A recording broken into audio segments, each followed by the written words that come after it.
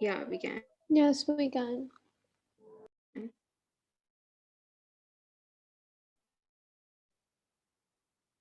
To go. Okay. Assalamualaikum everyone. Welcome to the third day for LWiC's which is called Debugging the CS Industry. Today we have a very special panel with us, as is the mission and of LWiC to make a more inclusive environment within and outside of LUMS. So this is one of the panels which we are really looking forward to having. The agenda for is that we'll be discussing everything that is related to women in workplaces, and the session name is Breaking the Glass Ceiling. So today with us we have Maham Khan and Zunaira Tariq. We also have a third panelist who will be joining us shortly. Before we get started, I would like the panelists to go ahead and introduce themselves. Maham, would you like to go Thank you. first? Assalamu alaikum, everyone. So my name is Maham Khan. I am currently a software developer in their Switch team, and I have been working as a QA engineer for nearly 5 years. I'm currently based in UK, but I was working in the VR industry for in Pakistan for a while. That's amazing. I recently tried VR gaming and it was amazing. So now technically, एक दफा game खेल के अब मेरा दिल चाह रहा है somebody just hire me. Oculus, Snapchat, if anybody's listening, please just me. Okay. And so next we have with us Zunaira Tariq. Zunaira, would you like to go ahead and introduce Assalamualaikum yourself? everyone. My name is Tariq. I'm a front-end developer, or I've been working with OS solutions for the past 3 years, and I mainly lead the front-end side of projects that I run based on web, and I also. Okay, thank you, Zunaira. So we're very having you both, as well as Sidra, who will be joining us shortly. So the general agenda of the session would be such that we're going to be talking about 3-4 phases. Haram and I. So the first phase is that we want to ask you what about your experience applying for jobs. Next, we're going to go on to life at work, and finally the future aspects of where do you see yourself in the future, etc., etc. And then we will end off with a live Q&A session. So I will be taking the first phase, which is uh, applying phase. The applying phase, the first questions we got, and these are questions we got from a survey we had from our attendees. So basically, the first question that what challenges did you face while applying? How did you deal with them? And I think that's pretty a general question. That what was your experience like when you were applying for jobs? Undergraduate, most of the people here are seniors, computer science seniors at LUMS. So from our perspective, if you were in our shoes, which was I think 5-6 years ago, so can you guys just reiterate and really go over what your experience was like then? Any of you can go first. I guess I can go first. So my experience was a bit rocky, to say the least, mainly because when I graduated, I didn't have a network. So I don't come from a very big university. I come from a very small college that was giving out a program in CS. So I did that. I had financial constraints, that's why. So didn't have a good network. They didn't have a good program, as in they didn't have a lot of opportunities to socialize, meet with people. There was no career counseling. There was no networking with the companies. So when I graduated, I had no idea who the companies were, who should I apply at, and I just asked my brother, and he was like, okay, this is a company that you can apply in, and I did that. And it was weird. My first internship was based on where they wanted to hire people who were the easiest to hire, no long commute or anything. So they're like, where do you live? And I'm like, I live here. Do you have a degree? And I was like, yeah. And I was like, fine, done. Lucky enough to get a job in a software house that really and grow in their environment. So, but still, it was a QA. And I wanted to move into, I didn't know that. I was applying as a software engineer. And they just, in the end, when I sat at my desk, when I had my contract signed and everything, you're a QA engineer. I was like, okay. And 3 months later, I asked that, okay, I actually want to be a game designer, a game developer. So can I apply in that? move. So they were like, yeah, let's do a technical test. And so I thought that I had done a technical test. And I was like, okay, let's do another one. And the technical test, they gave me weeks to prepare, and that was one of the most brutal things I've ever gone through. And I passed the Unity tech interview, 3 tech interviews, and the first one I ever had, that was the worst thing I've ever gone through. Apparently I was supposed to know trigonometry, algebra questions, like real time, the ones that you learn in your graduation. I was exposed to know all of those, be able to interpolate and calculate all the questions that you get in a normal graduation, like normal exam. And I was like, okay. And I didn't expect that. So, and then I bombed a lot of technical tests, a lot of them, surprisingly. And when I got an offer for, well, the Unity people came to me, said that we have a job and we would like you to apply and we think you have a good profile. And when I did, I had so many issues. I wasn't even going to apply. I wasn't even going. And then my friend said, no, you have to at least try. You have to see if what happens. What's the worst that can happen? I was like, okay. And at the same time, I applied in another company, and I apparently, without any kind of preparation, I was able to pass both technical tests, all of the technical tests in both companies, which was very surprising for me. I did not expect from that. Yes, a lot of confidence issues. I did not believe in myself and I bombed so many technical tests. But I guess the takeaway is that you're going to fail a lot. So yeah, don't worry about it.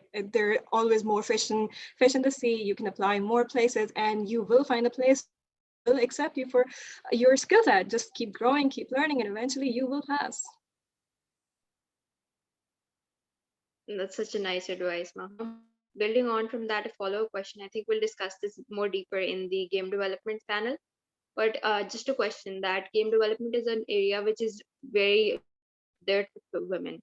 So like there's a big gender gap. I think ek Hasan Minaj ka bhi tha. There was this whole episode on it, how bad it is for women. How did ये शौक कैसे पैदा हुआ when you said you went up to them and said मैं game development करना चाहती हूँ? तो where did that passion come from? Well,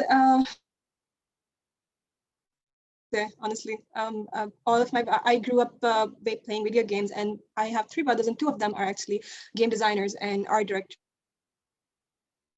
So that's where the idea just started. Okay, I want to be like them. They were my role model. They are still my role models, and I said that I want to be like them, but I wasn't really type. I was more into maths and calculations and computer science. I really like programming, and I was like, I don't understand the art development side, but I do understand scripting, and I do understand programming, and I really want to get into creating games and making games, and that's why I decided, okay, let's move into game development. But yes, there is definitely a disparity between the gender ratio, and it's I guess it's not just game development, it's nearly in all of the engineering fields. And yeah. Yeah, interesting. Okay, moving on to Zunera. Zunera, just repeating the question. The question was, what challenges did you face while applying, and how did you deal with them? So, what was your application like? So basically, initially, when I remember when back in final year of my university, I a job and stuck at all interviews and tests and technical interviews and technical tests used to scare me a lot. Did was I prepared a lot of data structures and algorithms and basic stuff you have to go into with every fresh grad interview, you can say. And then I gave a lot of tests. So at my university, I was lucky enough to have a lot of opportunities, and a number of employers used to come give them, regardless of whether they would be in the field that I would, because I feel towards the end of your degree, sometimes you're not really clear what do you want to pursue as well when it comes to software development subfields, is it? So I gave a number of tests, and then I found a job at Server Solutions, and that the interview process and the job description really spoke to me because I had always been into front-end development. Like I remember when we got a web development course, that was the first light bulb moment for me. Okay, yes, I can do this because you can see that right on the screen. Everything you code, you can see at the exact same moment. So that was something I used to enjoy, and I was like, yes, I can do this.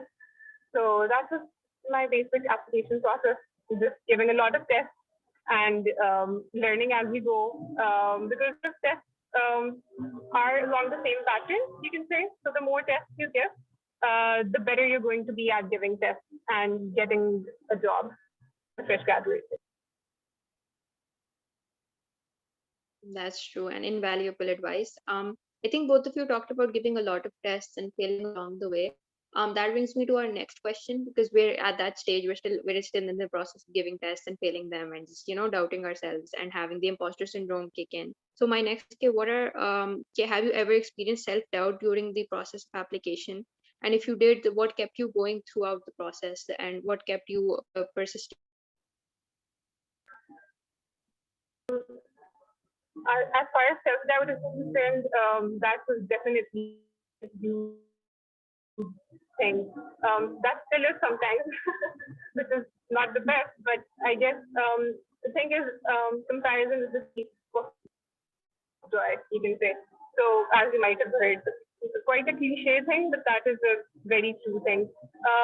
So, when you see your classmates getting job offers and you really do feel कि अच्छा मुझे कुछ आता नहीं है या फिर कि so I just bombed another interview. But what kept me personally going was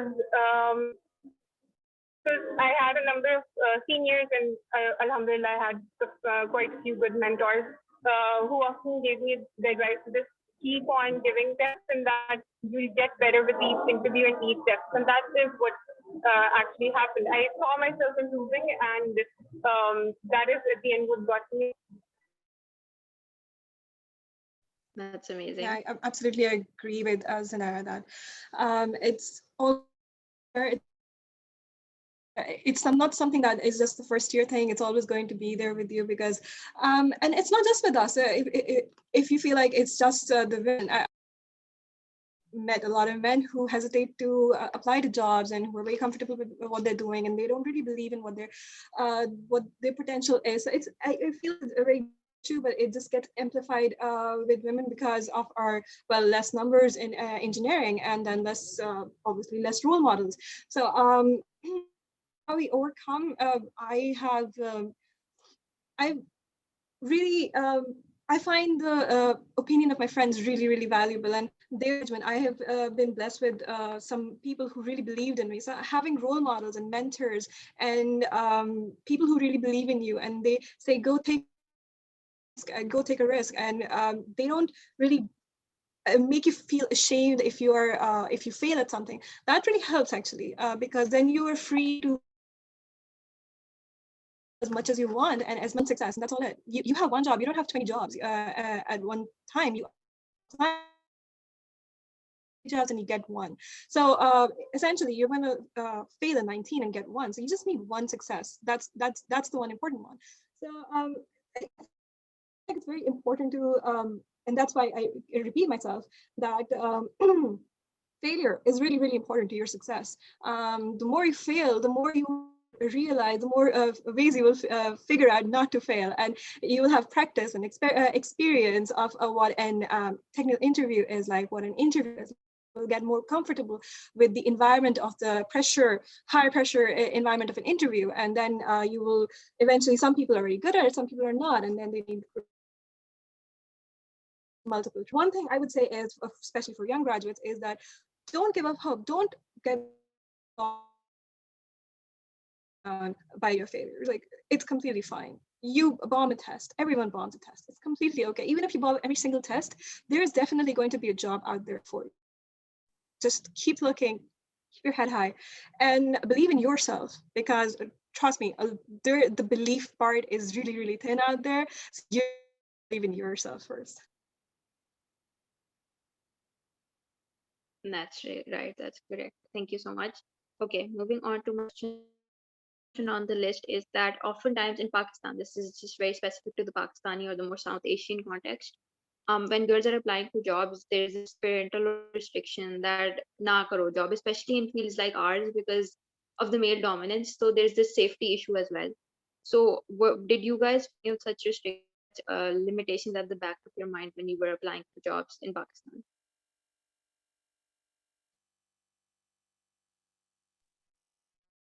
But if I may, I had way too much pressure from home. My father, when I had just graduated. My mother was strongly against me doing a CS degree. She said, go do a BA in English and then a master's in English and get a respectable teacher's job. And my father was like, software engineer is not a good job for ladies because of the very bad timings and the environment and everything. And they were, I guess, both of them in their own way. You have to self-discipline yourselves. No one is going to do that for you. No manager is going to do that for you. You have to figure that out yourself. Put the hammer down yourself. I'm not going to stay late. I'm not going to do that. I'm not going to do that. And there was a lot of pressure, and that pressure remained up until a couple of years later, a couple of years before, when my mother was like, okay, that's just that ship has sailed. She's not coming back. She's a software engineer. She's going to do this, and we can't really help this. But yeah, I've had a lot of fights with my family about coming home. I didn't used to go to any social activities early on in my career because of my family was like so weird. They're like, you just go for jobs back home, and you have a specific time to stay. But in in that whole period, uh, it was my turn. I am going to make it work, and my willingness to make it work with my family and my work.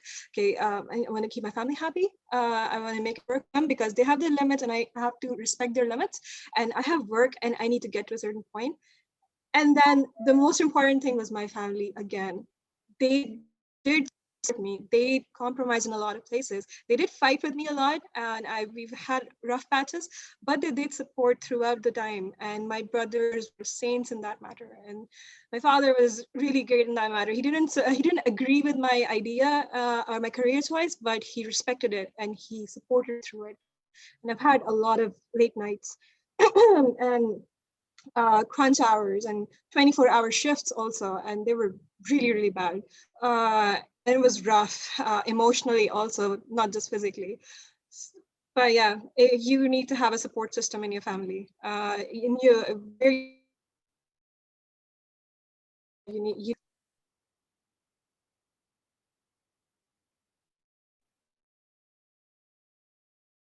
That's great advice, Maham. We can relate to that on a very high level at this point. Sunera, would you like to add anything to Yeah, this? I definitely agree with the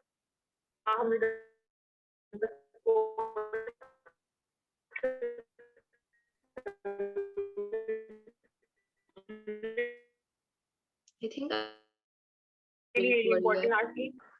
Let me Maybe network issues. Let me. Can you hear me now?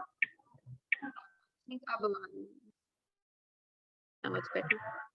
Um, sorry, okay, sorry. Sorry, again, again. Basically, what I was saying was that the तमाम के important the importance है. Your parents, you have to make your parents understand that you will get a hang of it once you like in a few something because आप शुरू में जब join करते हैं आपको खुद भी ज्यादा टाइमिंग वगैरह और काम की नॉइज का एहसास नहीं होता लेकिन you have to work late and sometimes you have to bring work home and sometimes they're meeting at odd times with clients but uh, you have to set boundaries, make a system work for you. You have to ensure that you have work-life balance, that you're not going to be working certain times. You're going to, for example, at my office, we have and like the good thing about the software industry, by the way, I feel it's very if you find in the right place. I think a It can be very flexible. I guess then I'll just wind up by saying that, can you still hear me? Yeah, I can. Just winding up that system really important. You need to make your parents understand and tell them that you're going to be taking a few months and then you're going to be figuring out a schedule and your niche, you can say, in the industry, and then figure out how to make the schedule and your boundaries and your parents' values work. Got it. Okay. We'll come back to this when we're in phase which I can over. The last question for the application phase from my end is, okay, what are some important factors that girls often miss out when considering jobs? This can actually have to be specific to girls. Generally, what are some things that we don't think are important when applying, but later on we realize, yeah, ye bhi dekh lena chahiye, so this should have been a consideration. So Maha, if you could go ahead, and then Zunaira. Yeah, absolutely. Pretty good question. Okay, so I've been through the recruiting process at least 2 times so far. So what we figured out is that when female candidates come to us, they don't have, on paper, a fresh graduate, a female and a male candidate is pretty. It should be similar. They go to same universities and same lectures and everything. But when they come to us, there's a very stark difference between the two candidates. Mainly, it's about presentation. Female candidates would take the presentation parts very seriously. They would be very on point. What am I doing? When am I doing? Where am I? Their CVs would be there. They would have CVs. We've had problems with female candidates where the CVs didn't actually make sense. They weren't really eligible. I mean, you would have, I'm sure LUMS would have workshops, a lot of workshops where CVs were like, they tell you that you need to have a 1-page CV. And we've had LOCACs, and it was really weird. And for a VR company, finding a VR a candidate experience in VR is, and we found a candidate who had that experience, and it took 2 people from our team to actually go through the CV 5 times to actually figure out that that lady has experience in VR, and we still couldn't figure out in which platforms, which was for us because that was a tipping point for us. Really, really important is the presentation part, which a lot of female candidates just through.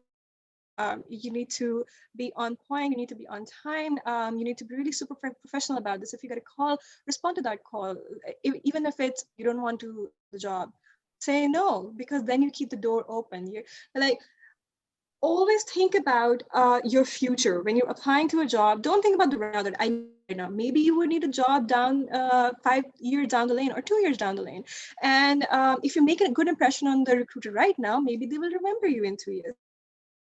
We'll be like, okay, we did check this girl out and she was really nice and she wasn't interested at that time. So yeah, it's about really making the impression. And another part I would really like to emphasize here is that female candidates, we've noticed that they don't take a lot of participation in hackathons and these kind of coding challenges in universities, and their projects are not that, I guess, their kind of thing, like weird ass kind of projects that would some guys would take on, and they would take a risk and they were like so weirded out. What is this project? Why does it exist? But they just made it, and that adds to their skill set. And when we are looking at candidates, we do look at these kind of things, that okay, how much what kind of they have the hackathons are really, really important stuff because you learn a lot in those things.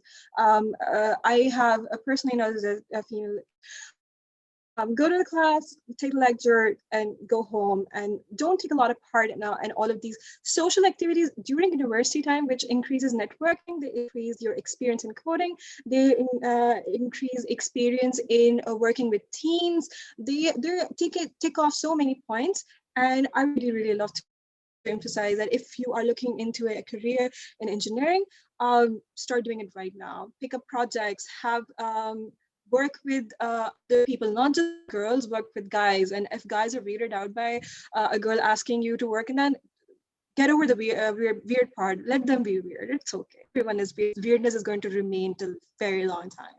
Because they're guys also, they're your age also, then they're going to be weirded out. So get over the weirder part and work on projects, work on hackathons, take a risk. The worst that is going to do is you're going to fail. And again, failure is good. So yeah, that is what I would like to emphasize.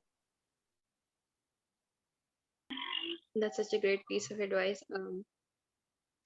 We generally when we're in the university, especially in Pakistan, I think India काफी ये culture है कि hackathons करने हैं. Like it's a really a big thing. I think past में भी थोड़ा बहुत है. Lums में ये culture नहीं है. तो we're trying to have from ये चीज़ हमें years ने बोल दिया कि hackathons करो. So we're trying to start doing things as well on our own end, but it's not a culture, and I like how you emphasize on that. Zunaira, would you like to add on? Are there any factors that people should consider when applying for jobs and taking offers as well? Yeah, a few things. Firstly, आप जब fresh graduates होते हैं, you have a number like बहुत ज़्यादा different categories का आपका experience होता है generic सा. What you need to ensure is that when you're applying for a certain job, आप उससे पहले अपनी CV को cater करें कि top पे वही वाली चीजें हो related to that job पे. So the Maham mentioned, so the recruiters don't have to really go through the CV in like a lot of detail to see if you're fit the criteria or you have the right skills or not. You should have the right skills at the top. Secondly, you mentioned that sample numbers have a lot. What you can do is there are different hacker ranks, if it's like code boards, it's like websites you guys might be familiar with. Have a presence on those. Do some challenges and stuff like that on those. So you can really you mention in your interview that you like to go on there and you like to practice and you like to solve coding problems, because initially a number of people are going to be looking at you as a solver. They might not be looking at you for you to have a specific skill. They'll be looking at you in the sense that what are you able to learn? They will teach you stuff at your first job, but you should be able to show that you are willing to learn and you have that problem knack and you have that decision-making power. Thirdly, I feel it's not just about your coding skills or what's on your CV. It's also about your personality and your attitude, because in the software industry, they're going to be working with a lot of teams. So they need to understand that you're a coachable person who can work really well in a team. So keep that in mind when you're going in for an interview. And yeah, secondly, for what should we consider when it comes to accepting an offer? Well, if you have a particular area of interest, would be the first thing that you need to see what that department in the office is going to look like. Secondly, the company culture. That is really going to make or break it for you, because toxic environment, especially for a fresh graduate, can be really harmful. It can really harm your confidence, and need a place where there are a number of good people working that can really mentor you and help you guide in your career ahead. So yeah, that's my. Okay, thank you, Zunaira. We will keep this in mind. With that, we end up with the first phase of the panel talk application process. Now, Haram will take over and dive into more questions regarding the add job phase. Haram, Okay, on to so you. the second phase is life at work. So we're gonna start this phase by talking about what, like, we just want to ask what's your biggest success story as of now, whatever you've done throughout at your job, what's been your biggest achievement, and we just want to talk about that. So Maha. Yeah, I can start. My biggest achievement. It was something else, I guess, 3 months ago, but now I feel like that my biggest success is that I was able to, with a calm head, not panicking and not doing anything, able to get out of get out of my previous job. I was able to actually assess myself that my future is a bit burdened here, and I may not be, my growth is not going to be that big in my previous company, and I was able to at the right time and move out and take a job that did provide more growth career wise. And so that for me is a really big success, because I have been known to not do that. I have been known to stay in one place, get comfortable, not take risks. All the problems that female engineers have faced, I've done it all. Not done salary negotiations, not gone for the crazy job offers, not applied in too many companies, not taken any big risks. And I'm really proud of myself that I was able to actually, at the right time, assess that, okay, if I stay here, if I invest more years in this company, I'm not going anywhere. This is not, and I will just have my CV will look weird, and I will become unemployable in a very in a couple of years. I will become unemployable, and it will be yeah. My success is that I was able to assess my problem. That's great to hear. Moving on, Janetta, do you have anything you want to share? Um, yeah, I would feel my biggest success would be asking for a role when I have never been the kind of person who really asks for something. If they assign me a role or a task, I just do it. Um, in my view, I asked for a leadership role or a more of a, you can say, someone who can architect an application.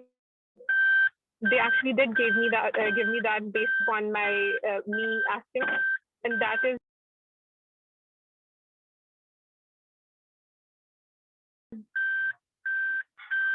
sorry guys. So yeah, and that is what actually helped me land that leadership role and drove my forward. Otherwise, I would have been stuck in a one spot, and that could have really hampered my growth. So yeah, that is what I consider a success. Okay, I think you guys do have similar success stories, sort of going out of your way and change and like, just trying to achieve more in whatever way you can. The second question is, what difficulties do you face as a woman at work, and how do you exactly deal with them? Um, okay, so one of the biggest was there were really stupid difficulties, like the washroom wasn't cleaned. I didn't have a separate washroom. Had to share it with all the male. And after a while, that got really normal. I was like, okay, whatever, I can do that. I share a bathroom with my brothers. I can do it here. They're all my brothers also. I as I matured in my career, I realized that the biggest difficulty was authority. I have example. I have ideas, and I see that my team is doing it wrong, and I know that they're doing it wrong. And if I have my domain, it's not even their domain. Some other engineer is doing it. It's my domain. They're doing it wrong. They're fighting amongst themselves. They don't come and ask me. Apparently, asking a girl is a bad thing, or it just hurts their ego or something like that. I've had this discussion with the manager. That's why I know that it's this too, and it's like I got an explanation that yeah, this is happening. I'm sorry, this is happening. But so yeah, the ego is hurt. They're not asking me, and when I go and give my expertise, they don't accept it. They keep on, and they then challenge my authority, and to prove that my information is actually correct. And that if the problem was like a wrong variable name, that problem solves in like 5 seconds, and it takes you an hour to solve it, and that is absolutely dumb. That should not be the case. So and that happened way too much for me. It happened up all the time.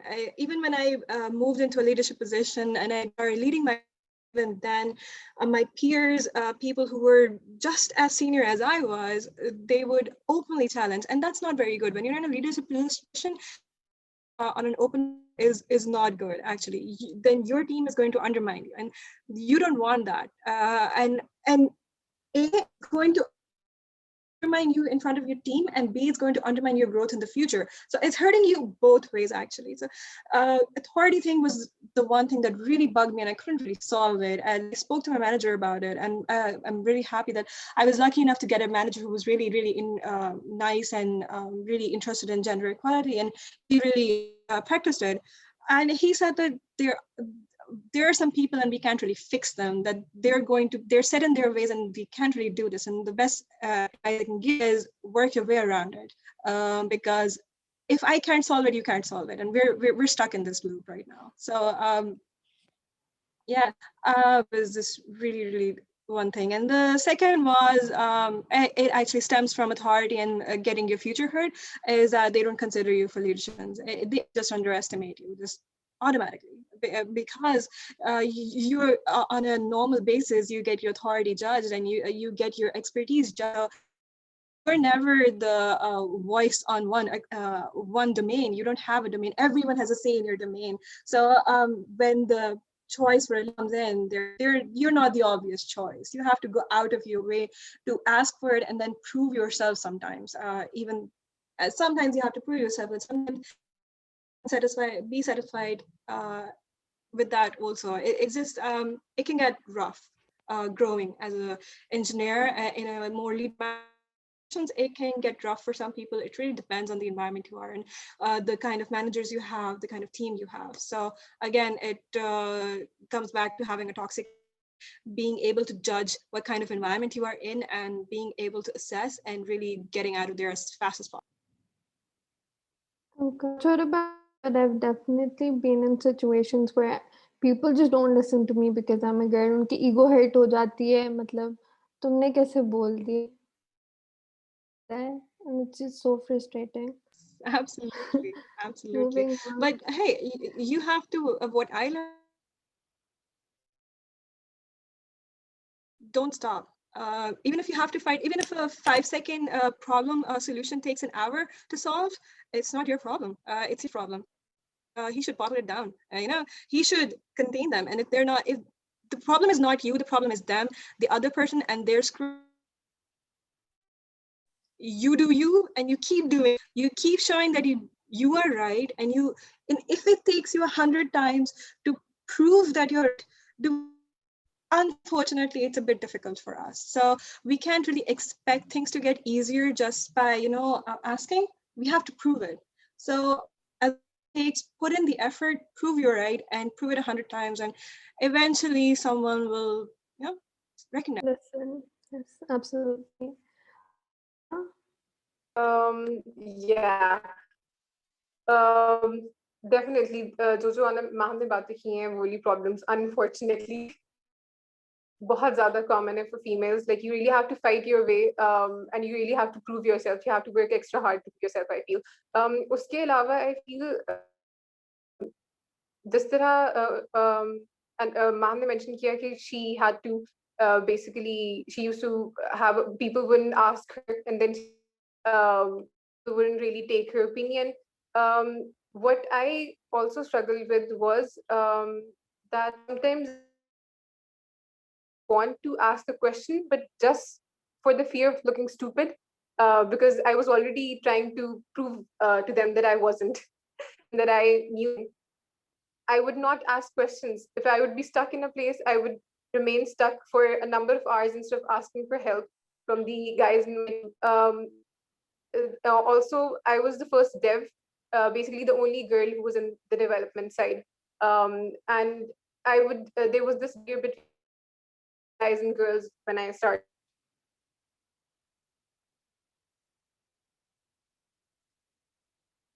I can't hear you. किसी और की आवाज आ रही है? नहीं. Should be able to hear me. No one can hear me. Now we can.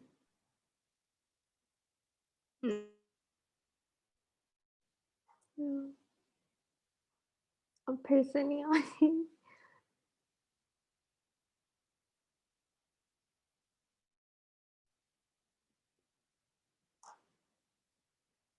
Hello. Yeah, we can hear you now. I'm sorry. So what I was saying was that one of the major problems I faced was asking questions without having the looking stupid, because they already don't have a lot of expectations from me, which was wrong, by the way. But that is my. I used to think that they probably think I don't know much, and that is why they don't talk to me as much, because there was that communication gap. The guys would go to the other guys in the team and coming up to me problem, or um,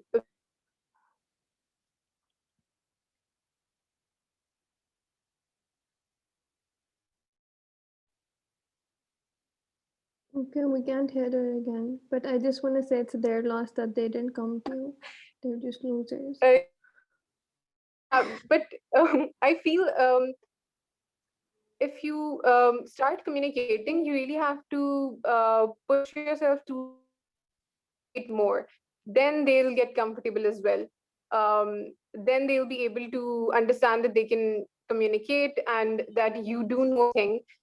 Secondly, what I was saying was that I used to feel quite I used to really find it scary to go out and ask questions if I was on a problem. I was stuck on a problem for hours, and that is something I really struggle with. It's completely all right to ask your teammates and your seniors questions, and if you're stuck on a problem, because it's your team leads and managers' job to ensure that you're not having a blocker, that to provide you with enough resources if you're facing a blocker. Something I struggled with. But over time, I understood that it's completely normal. Everyone gets stuck. Everyone is going to face issues viking. Everyone's a blocker. It does not mean that you're dumb or something.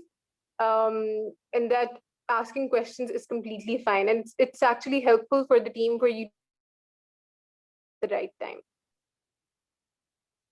Yes, absolutely. I think everyone has a different learning curve in general. Pata nahi. People just say you don't get it, so you're just dumb. I don't like that. Yeah. Okay. Moving But we on. also Huh? think that understand that everyone is feeling, a number of people feel this way. If you're going to the person you're going to, for instance, has also felt that way at a certain point in their life, in early on in their career especially. So that is completely normal. It's, you have to questions in the beginning. That is what you should be doing to basically excel in your career and to solve. Yes. Okay, so the next question is similar to this, whatever we've discussed. It's okay, do you have to face any limitations or restrictions that you're male? If so, how do you cope?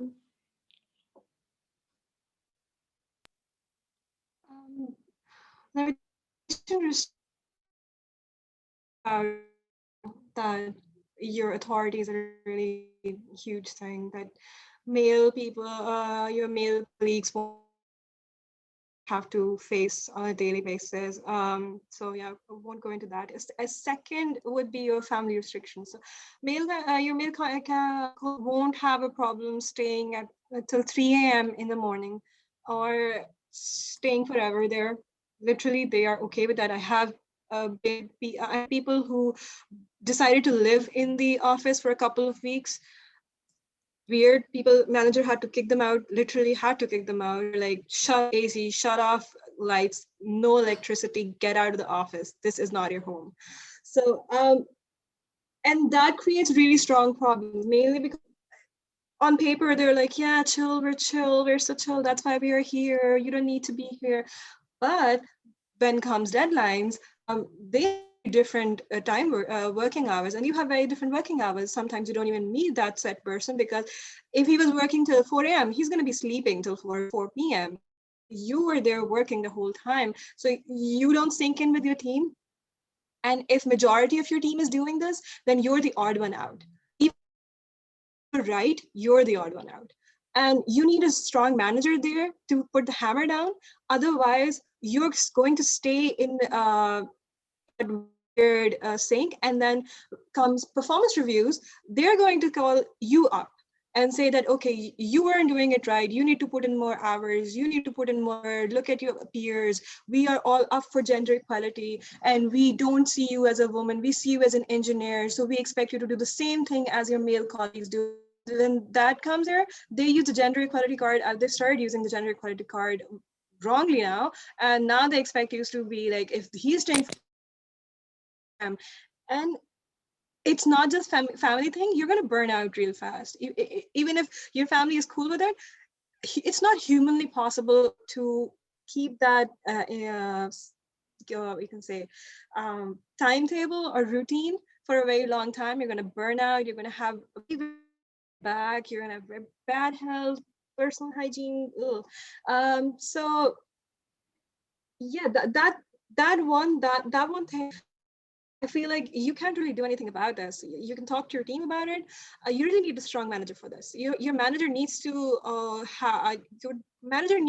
be good and get this, what kind of hurt this is going to create in the long term, not just for your female colleagues, for the male colleagues. So I work with people who have worked in people who've worked in the industry for 8 to 10 years, and after 8 to 10 years, even after 5 years, they're like, okay, what we used to did before, that was really dumb, we don't want to do that, we really want to go home, we want to see our family, we want to have a routine, we don't want to stay till 4 a.m. till 3 a.m. On a regular basis, we want to just we want to have a life, work balance, we want to have that. So they really put importance in that eventually. But if your company is filled with junior level or freshies, it's going to be chaos, and you really need a strong manager. So yeah, don't have a good workaround for that, but that is one problem that you will. Yes, that makes Problems sense. faster. Junaida, I think Talking about restrictions that I have faced and my male colleagues haven't faced. This is, I don't know if this qualifies under restriction or something, but a number of women I have felt have this innate, you can say, they've made it their job that they have to ensure that no conflict occurs. So what that means is that sometimes just for the sake of keeping the peace, raise a when you're seeing a problem that might happen, or when there's a problematic colleague and you just put up with their, you can say, bad attitude just so you can avoid conflict. That I felt that is a common issue that a number of females face in my circle at least. Secondly, again, like Maha mentioned, the timings issue. With girls, I feel your family members sometimes don't understand of working late. Even if you bring that work home, you are expected to give time to your family or to fulfill a certain responsibilities. So when time-bound issues occur, you're sometimes not able to be present. For example, if something crashes or something like that happen, I feel like it's easier for guys to be there because a number of people around them understand that they basically have to. And females feel, some people feel that your a bigger priority for you should be balancing your home life, which should be the case. I feel should ensure they have a good life, but I feel that is more expected from females. Second, I've felt that a number of females have confidence issues, which lead them to not accept uh, or to accept, like you talked earlier, some roles because they think that maybe they're not cut out for this, or maybe handle ability as such, or maybe their skill set is not enough. So yeah, that is a few things I feel like women normally face that men maybe don't, or men do face, but like some of them. I would like to add bit to this. I just remembered something. So one very important thing is it's a bit sad, but I met a woman who was a high earning executive, and she had awards from her corporate, and she was really struggling with the we can say acceptance part of this all.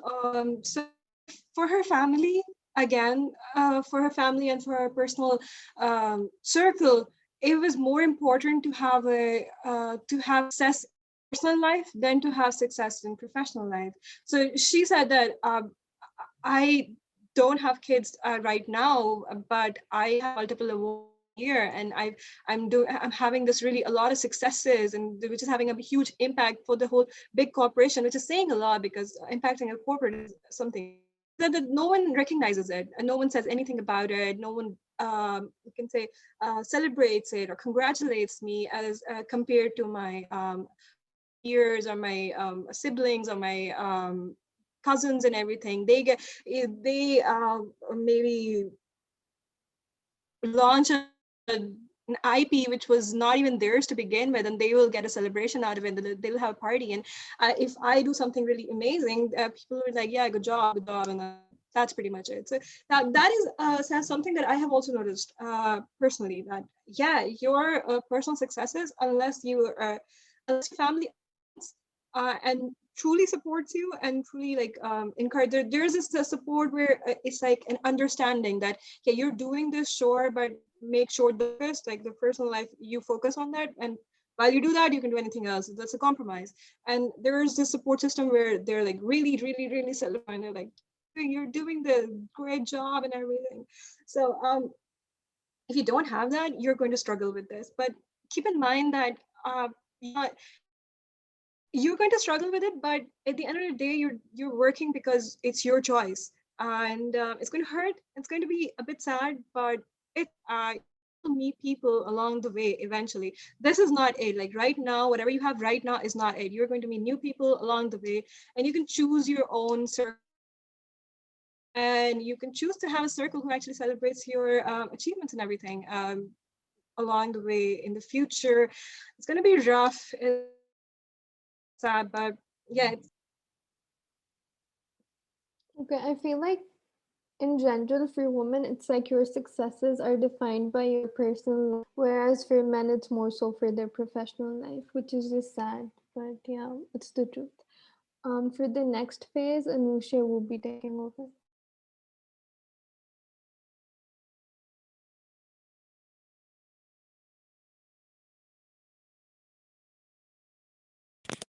Okay. Yes.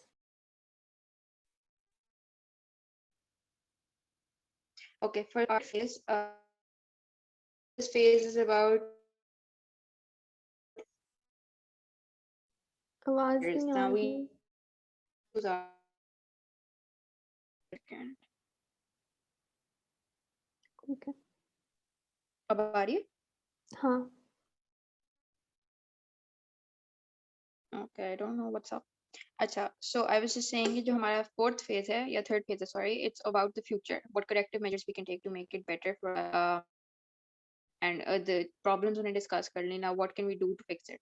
Before we get on to that, I have one question which is my favorite out of this phase. It is for both of you. Where do you see yourself 5 years down? But what do you aim? मतलब short term goal हुआ ये, I think 5 years, but you can also share where you see yourself 20 years down. Entirely up to you. 5 years down the lane. I have And even thought about a lot about it. So, before I actually give you my idea of 5 years down the lane, I would love to tell you my experience. I love making 5 year plans, and I've been making them for the last 10 years, and none of them has come true. Because as a girl, I feel like it should be okay to say that your life is going to be unpredictable. You're going to get bogged down with personal life or something like that. Personal life is going to be a huge impact on your professional life, unlike a lot of men. Female have to manage it, and that is going to destroy your 5 year plans. It's just they're never what they seem. And sometimes it's good also, because I never thought I'd be in UK in 5 years, and here I am.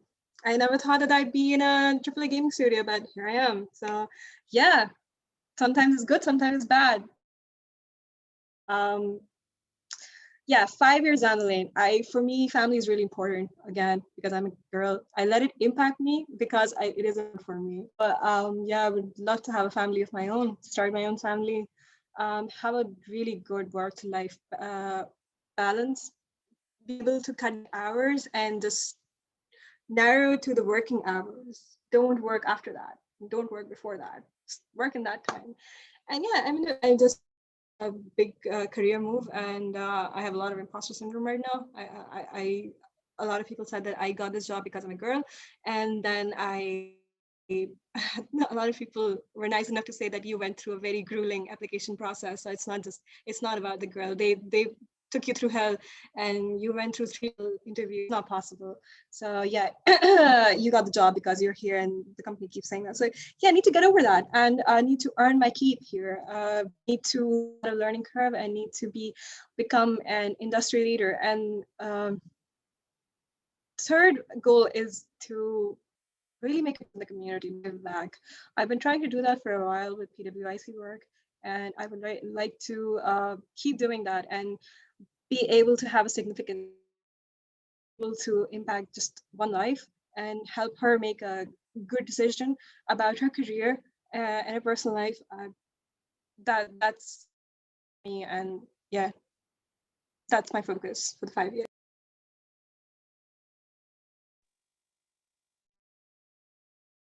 Hope you get to see them, and we sincerely hope we get to see them as well. Moving on to Zunera. Zunera, what are your 5 years or ahead? या उससे कम? It's completely up to you. Not a lot. जितना आपने plan. I don't really plan way ahead of time. I've always been like that. I have a short-term goals basically. But if you basically ask 5 years down the line, what currently what I'm is work-life balance. I work really long hours, and sometimes I work after office hours as well to learn some skills and stuff like that. 5 years down, I would want to have a good work-life balance. I would want to work fewer number of hours, and I would want to have more in my schedule.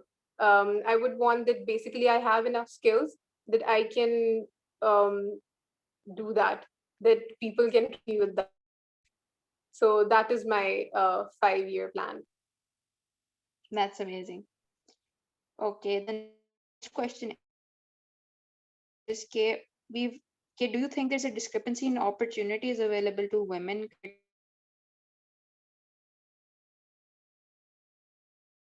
systematically or company basis पे या individual basis पे? How can we come to overcome them? Because I think the issue which comes to my mind when you guys talk about कि we can stay late can, the issue is कि promotions में भी मसला होता है, like हम talk about authority being questioned and etc. So how are opportunities like being working in a male dominant field?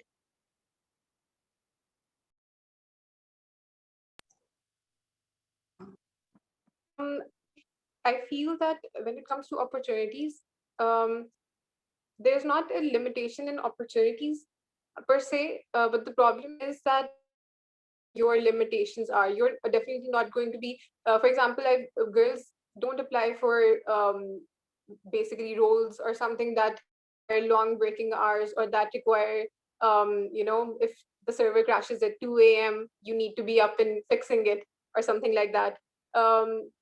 Girls normally don't apply for that role, but then again, that's a personal thing. That is not I personally feel that, maybe others can disagree, but I feel that that is uh, based on, we get that opportunity if you have the right skills and if you have the right experience, you are going to get it.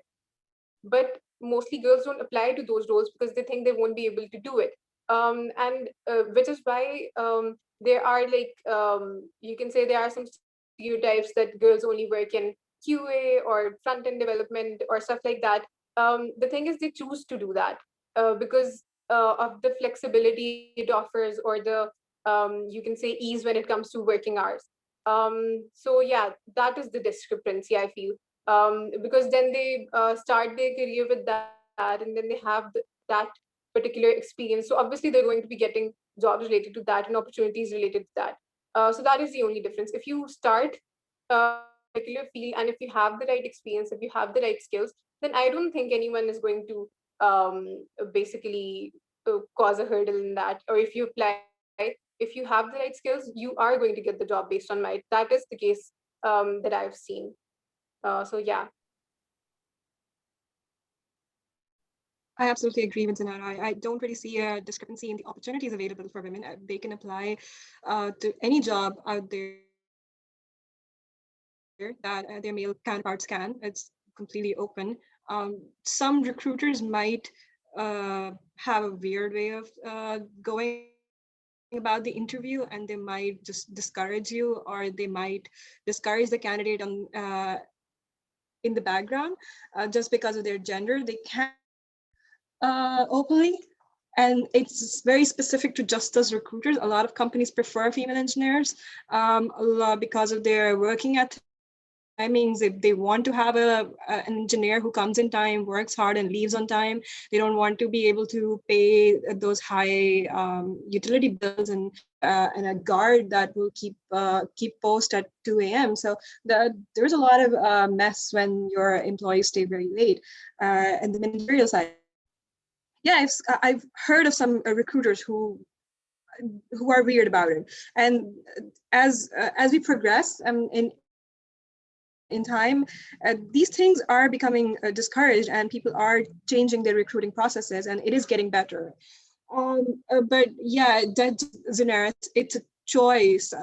Some companies can't afford to give you a solid working hour. They don't have the funding. They have a small lean team, and they want to produce really fast. And if you go to a small startup, you're going to face that more than actually a corporate job and a bigger company job. 200 and more employees. If you're going to a smaller team, that's definitely going to be something you have to be okay with.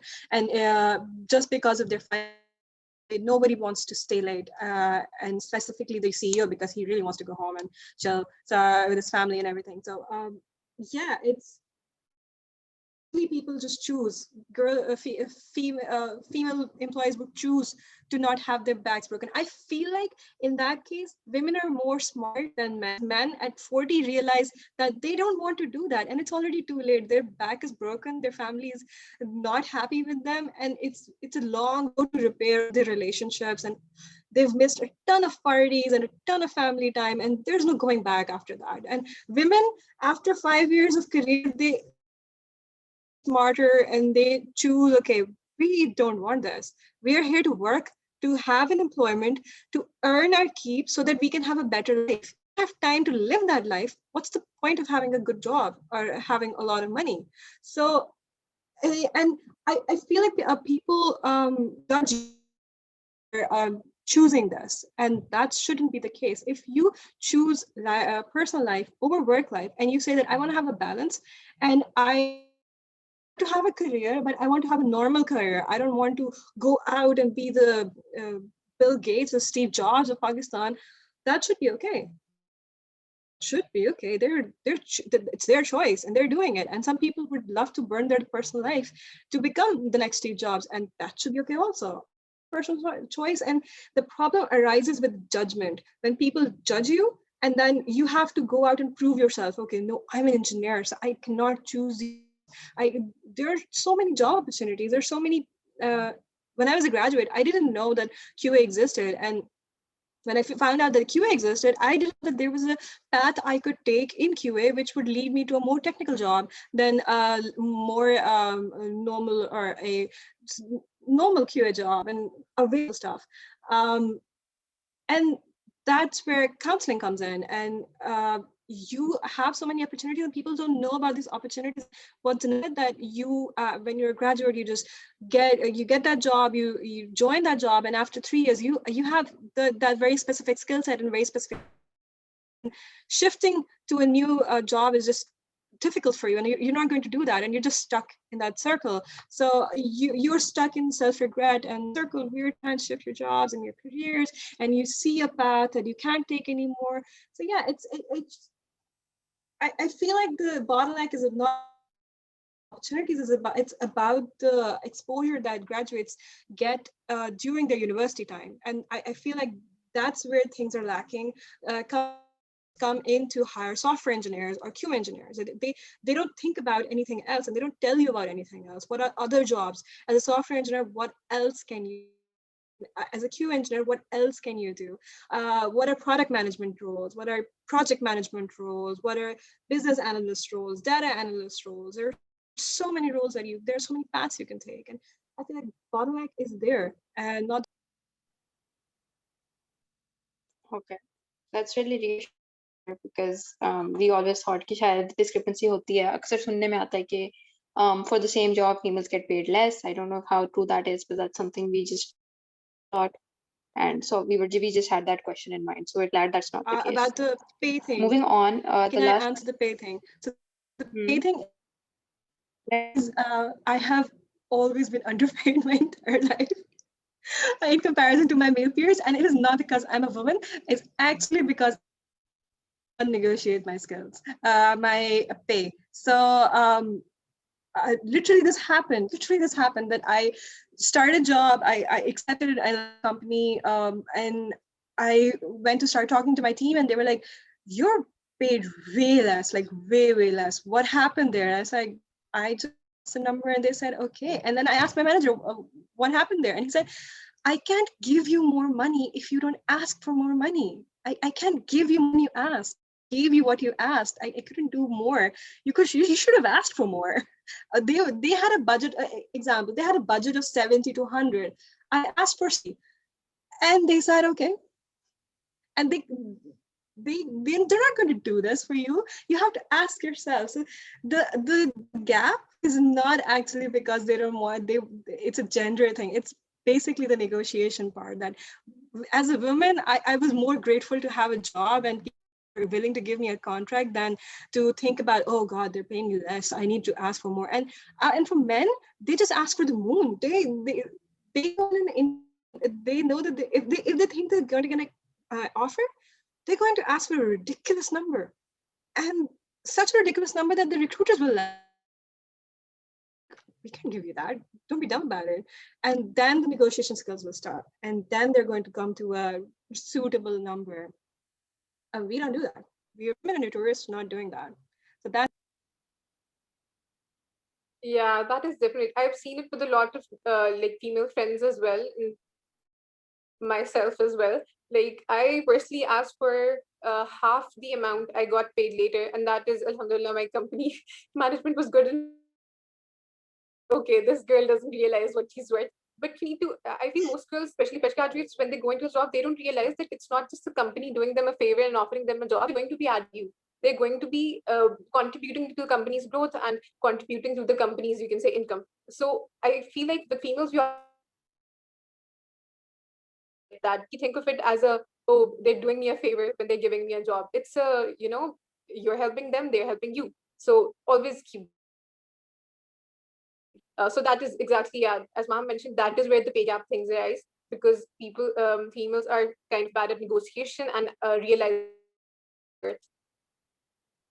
Okay, so from what I get from this is that we should always overshoot then rather than undershooting. Overshoot करके नीचे तो And undershoot also, करके ऊपर नहीं जा सकते. yeah, and also do your research. What is the starting rate in the job market these days, or what is a specific number of, you can say, years of experience should get paid. So that is really important. I feel guys normally talk about this stuff with people beforehand. We normally just talk about how to land a job, and then we don't talk about what to do after that and how much we should be getting paid and stuff like that. But that should be a question when you're doing your job research. Okay, that's a fair point. Actually, moving on to the last question of my phase, and then Haram can take over the Q&A and the conclusion. The last question is, how do you think workplaces can be made more inclusive and safe for all? And you can talk about your own experiences and things you think that worked for you, things that your company did, things that people did for you. How can basically we make the workplaces more safe and inclusive and comfortable for being there? Well, that's a tricky question. A lot would go out of their way to run a diversity recruitment drive, and that generally doesn't help. That's not a good idea. I don't know. I mean, what my company did, my company was really gender neutral, and what they did was they were too gender neutral. They were like what I've said before, they would expect the same things, same back-breaking work that they would expect from a male colleague, and they wouldn't really expect anything else. And getting married and having a going on maternity leave was a weird thing for them, and it was just like a burden. Like, oh God, you're getting married now, and like, yeah, I have. Like, yeah, sure, I need some time off, and they did that with male guys also. It's just really really bad. For gender equality and gender inclusiveness, they can for sure have a stronger HR. A lot of startups in Pakistan don't have HR. They don't even hire an HR, and they don't take these questions seriously. They don't take the questions of harassment seriously. They don't take the questions of what can an environment look like with a female employee amidst them seriously. They want to have an employee that look a female employee that looks like a boy and acts like a boy. That's not the case. You can get lucky one time, you can't get lucky every single time. So it's really about the manager part and the HR part. I feel like those guys have a lot of work cut out for them to to change their management styles and the development styles to make it more, I guess, equally, not drive your employees to the ground. And if you don't drive your employees to the ground, and you have a healthy enough, a strong enough HR, if a girl has a problem, she can actually go to that HR, and that problem will get resolved normally. I think the accountability part alone will solve a lot of problems. Yeah, definitely the HR thing. It's with startups, I feel they normally don't like right in the beginning don't pay that much attention to it.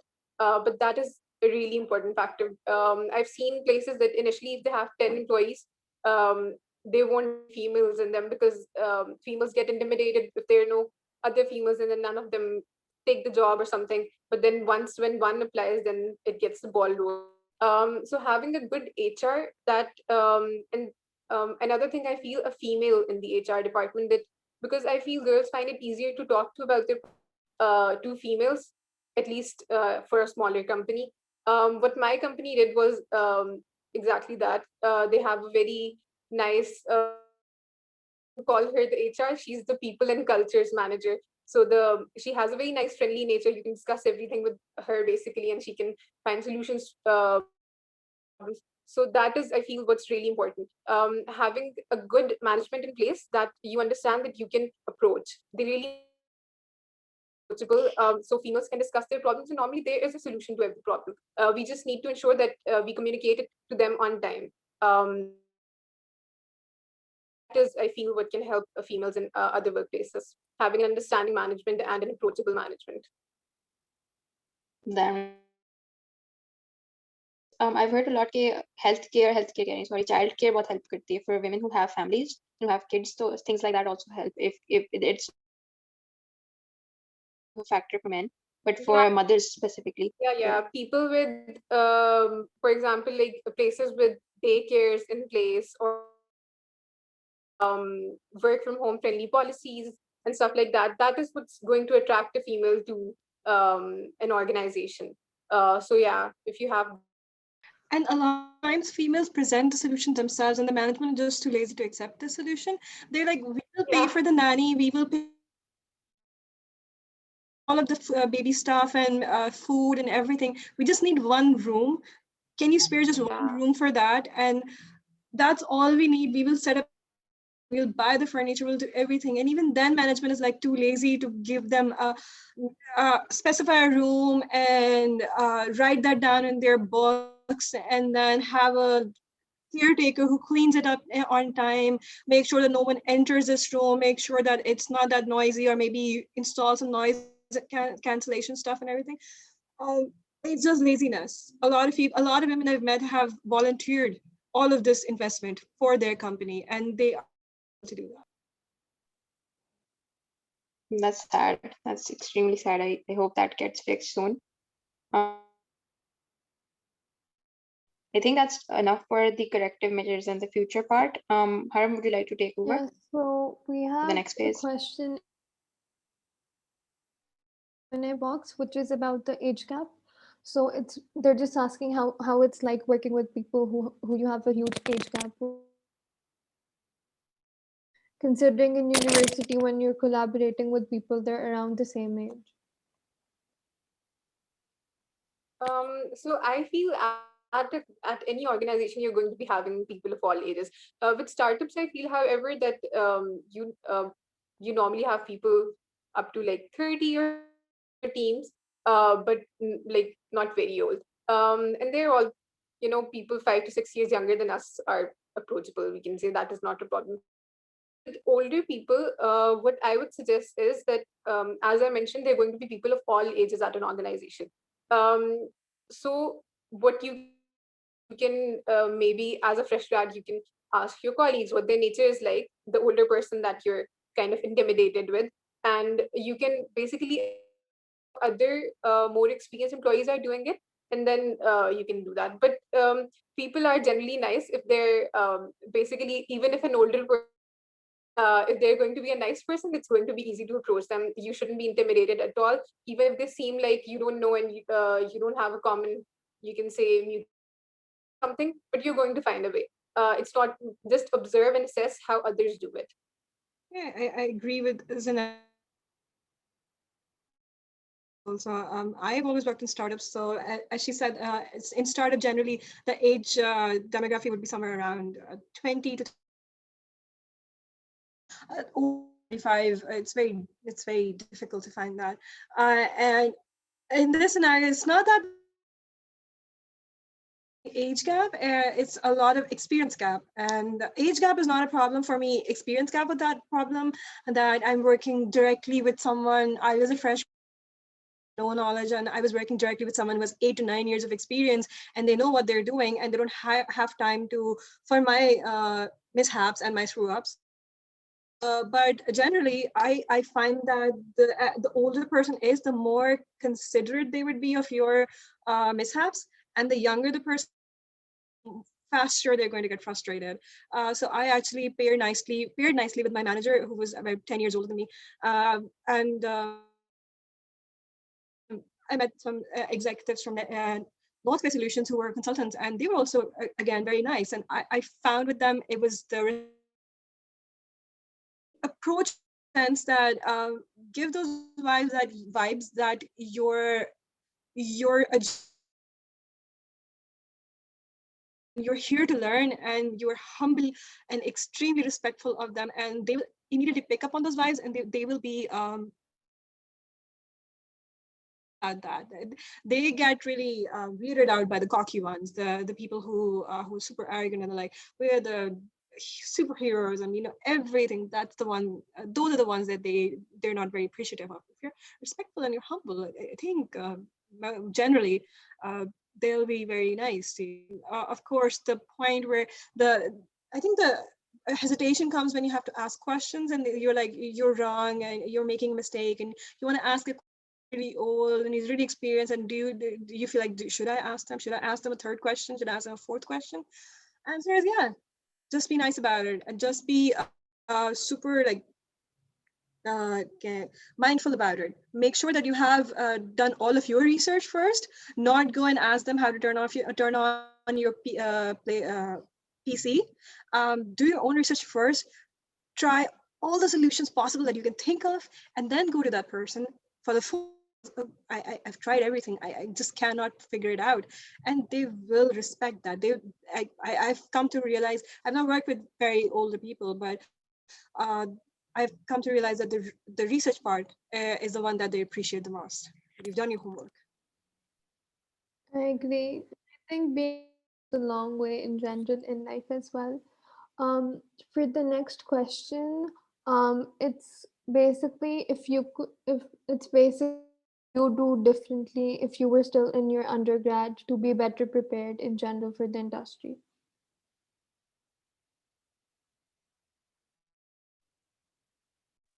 I can go with that. As an undergrad, definitely I would have gone through some hackathon. I would have picked up some projects. I would have been more active with societies like you guys are running the LWiC one, and more coding based, and I would have practiced way more than I did.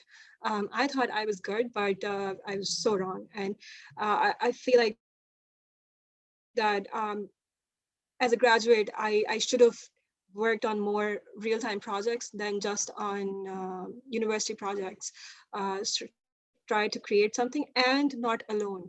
I did all of that alone on my own, so I didn't learn anything. I just learned from myself or books. So I really feel like that I should have uh, worked with other people in collaboration in teams, created projects during summer rather than or watching movies. And there was another thing. Yeah, maths. I wish I had focused more on maths. Calculus for sure. Learn more of that. Calculus, linear algebra, and stats. Three things. Stats a lot. I really wish I had focused more. I was good at. I wish I had focused more. Yeah, definitely. Nice. Basically learning skills. What I feel, that, for example, we used to have, like, it's not just about passing the semester exam with a good GPA. About you're learning right now, you're given that time to really go through a course and learn something. Not going to be given that time again after you graduate. After that, you really have to set time aside after your work, or on your weekends, to learn a particular skill. To and not just skills in terms of, like, JavaScript or Python or a language, also like how to architecture an application, how to optimize an application, what goes on within a software. So yeah, definitely those things which we did study, but some with some courses I studied those for the sake of getting the grade. But I feel what I should have focused more on was understanding and how this will be applicable to the future applications or to my future job that I'll be working on. Secondly, teamwork. I feel that I used to be the kind को क्या खुद ही सारा का सारा कर लेते हैं, बजाय ये कि टास्क डिवाइड करना, उसमें फिर अंडरस्टैंड का काम. It shouldn't be just about getting the project done. It should be about understanding how different parts of the project are getting done and how to basically collaborate. Those communication skills really come in handy once you go into your job life. Then secondly, being more proactive. Like, I feel I've changed now, but back in my university days, leadership skills or communication skills, or again being more proactive, that was not, the importance of that wasn't really laid out in front of us. The only importance was that you have to create projects, you have to basically code. Even though I feel like 50% of the job is basically having a decisive mind, understanding how you're going to be scaling, basically taking ownership of a product, and being proactive about what should be done, and how should the things. So yeah, not basically waiting for other people to assign you tasks, but going forward, taking initiative and taking the steps ahead yourself. So that those like communication skills and soft skills, I would have definitely focused on those, and that can be done through taking parts in events, parts in organization work, and yeah, hackathons, as Maha mentioned. So yeah, that is what I would have done differently. I think those are really good tips. So coming towards the end of the session, one question that we have is why Pakistani women pursue careers in tech? Like, why do you guys think more women should come in tech in general?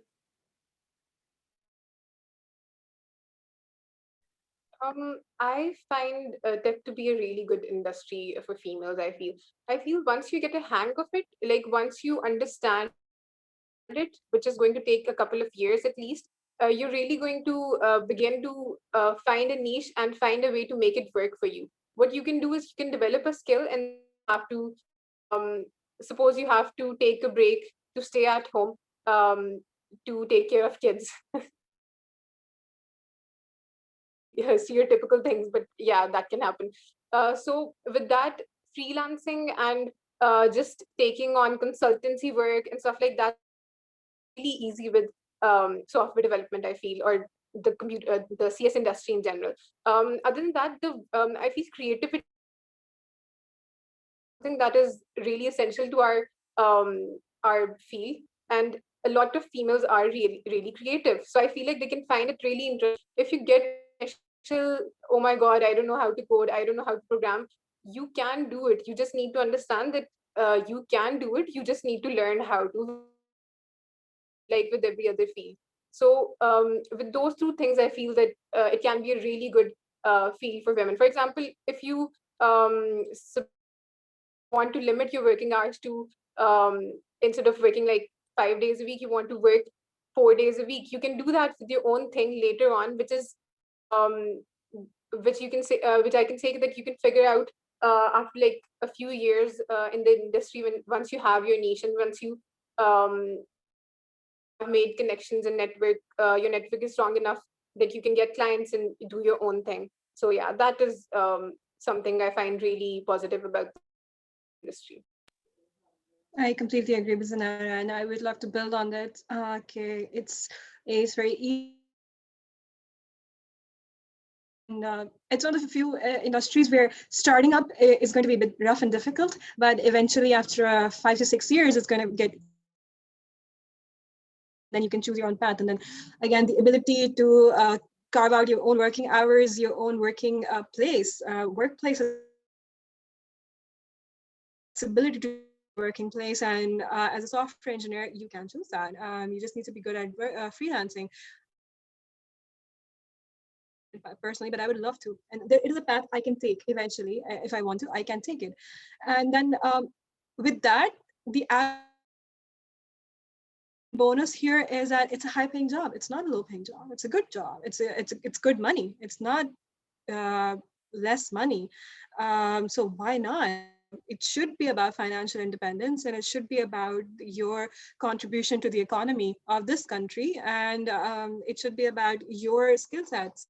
I realized that women are very good at multitasking, and they're very good at keeping track of multiple streamlines and multiple workflows, and that actually comes in handy in multiple positions in a software development company. So QAs are really good. QAs are supposed to be really good at multitasking. They're supposed to have very good memory, and they're supposed to have a very good idea about all these multiple flows that's going on in the product. They need to have a holistic idea in a very technical way, so that when a problem arises, they are able to fix it in a very easy manner and very fast. So yeah, and I feel like as a woman, you do have an upper hand here.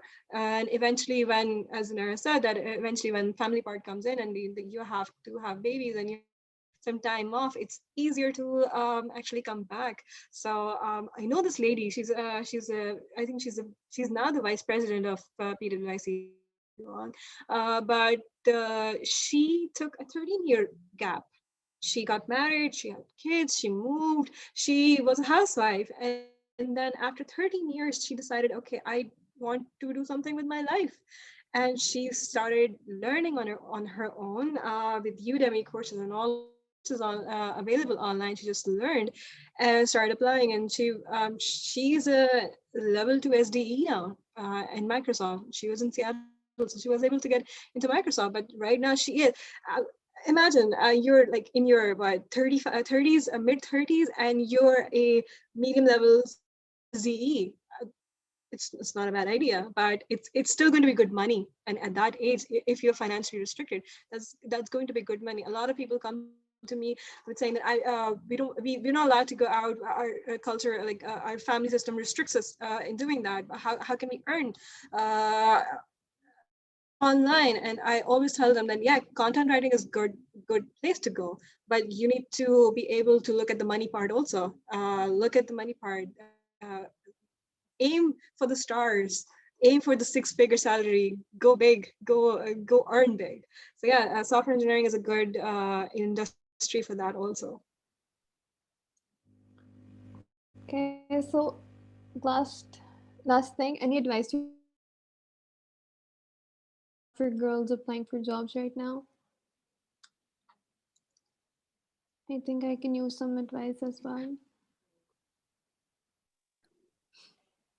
To believe in yourself firstly, to not let the notion that like with syndrome, lots of us think that we don't know anything, and even if we get hired somewhere, it's going to be, as I mentioned, that the employer doing us a favor. You can do anything. You just need to learn, and you can find the right skills available. Everything is available online. That is the good thing. Basically, everything is available online. If you want to do something, you can do it. Just put in some time to learn that skill, put in some effort, and then you'll be able to do. If a guy can do it, you can do it. There's no holding you back. So yeah, definitely have that confidence. Don't ever doubt yourself that you don't know anything, and just apply everywhere. As a fresh graduate, that is what my advice would be. Apply everywhere, give as many interviews, as many tests. You're going to get better. And don't compare yourself with other people. Everyone has a different pace.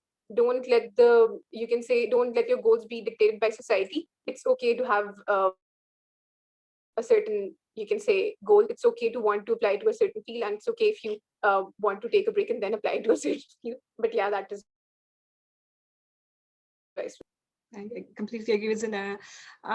Yes, it's okay again to fail.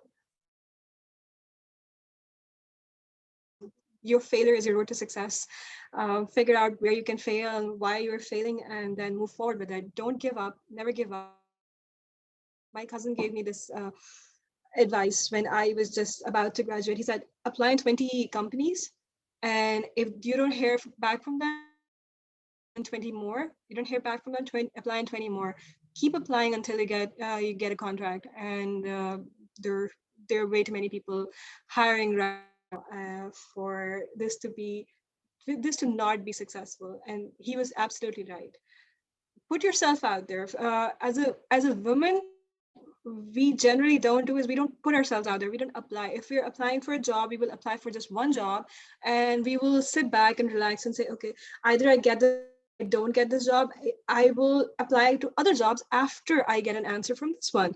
No, apply to everywhere in parallel, and keep a definitely figure out what your salary should be, negotiate a bit on your salary. Don't look like you're obviously greedy. Don't for something insane. But yeah, keep that as a priority. And another thing my colleague told me, my colleague really helped me get over this my insecurities. And he said that no company in this world is running a charity. If you have a contract, that means you are valued. If they're paying you money, they want you to work, and they're paying you for a reason. They're not running a charity. So you got a job, it's not because you're a girl. You got a job because you have a skill, and they need that skill. It doesn't matter what that skill is. They're going to tell you what they need from you. Don't worry about it. They will communicate themselves if you're screwing up, and they will communicate yourself and you're doing good. They will tell you what they need from you. So if you have a contract, forget that you're there. And tell you that you got this because you're a girl, you're playing the girl card, you're doing this because you're a girl. Let them talk. It's not real. It's absolutely not. Just keep applying, keep doing what you're doing, put yourself out there and take some risks. And definitely another thing would be to keep your communication lines open. And talk to people. Don't get scared if you're talking to boys, and if you don't get scared if you're talking to software engineers. If they're being weird, just tell them that you're being weird, man. Cool out, cool down. Just be chill. And trust me, that one line that you're being weird, I will put a stopper on that for at least 3 to 4 months. They will not talk to you. Because it's like weird to say this, but it's like National Geographic. They're more scared of you than you're scared of them. Trust me. So yeah, talk to your teammates, talk to your batchmates. Get those communication lines open, and don't talk about TV shows. Talk about actual thing. Talk about skill sets. What you can learn from that, what they can learn from you, and start actually making a list of skills that everyone has. Make a list for everyone. This guy has this skill set, this guy has this skill set, this guy has this skill set, he's doing this, he's doing that, he's doing this sounds interesting. What kind of skill set does he have? Can I learn it? How can I learn it? Where can I go with that? What can I do in the next 5 years in that? And for the your first job, there's a very high chance that is the wrong job. don't worry about this. In your first year, keep your doors open. Don't think that you are married to that job and you're going to stay there forever. First job might suck, might be wrong. Just go with it. And if you have to change your job for in the first year, and if you have to even change your you can say industry in the first year, your department in the first year, that's okay. You should be able to do that, and you should be able to assess that you're wrong where you are right now, and you are ready to move. What kind of skills that you need to learn to move. So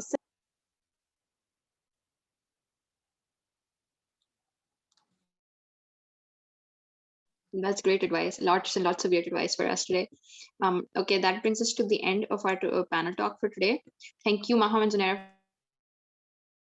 Yes, this has been, we've been having sessions for 3 days straight, and I'm just going to go all out here and call this my favorite session. Hope the other panelists don't listen here, but yeah, Haram has enjoyed a lot too. With that, we would want to end, but before we end, हम हर session से पहले एक तस्वीर लेते हैं with the panelists. मतलब वो screenshot ही है आजकल के ज़माने में. But can somebody volunteer who's taking the screenshot? मैं ले लेती हूँ.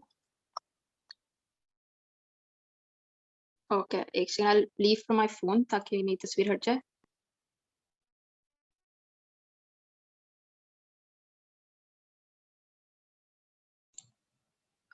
Haram, let us know when you're taking it.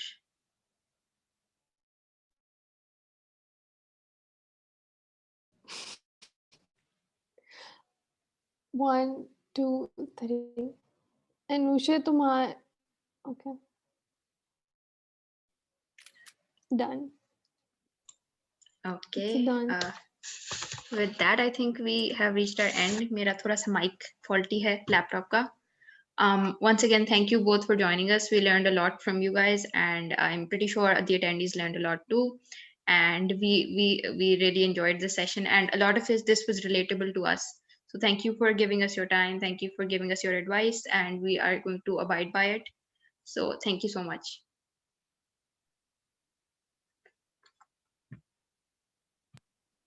thank you for the invitation. I enjoyed a lot, and I love questions that I have been itching to answer. So yeah, enjoyed a lot, and it's really nice meeting all of you. I definitely learned a lot as well during this from Maham, and it was a really nice discussion. And believe in yourself. Yeah. Thank you guys. We are humbled. Allah Hafiz.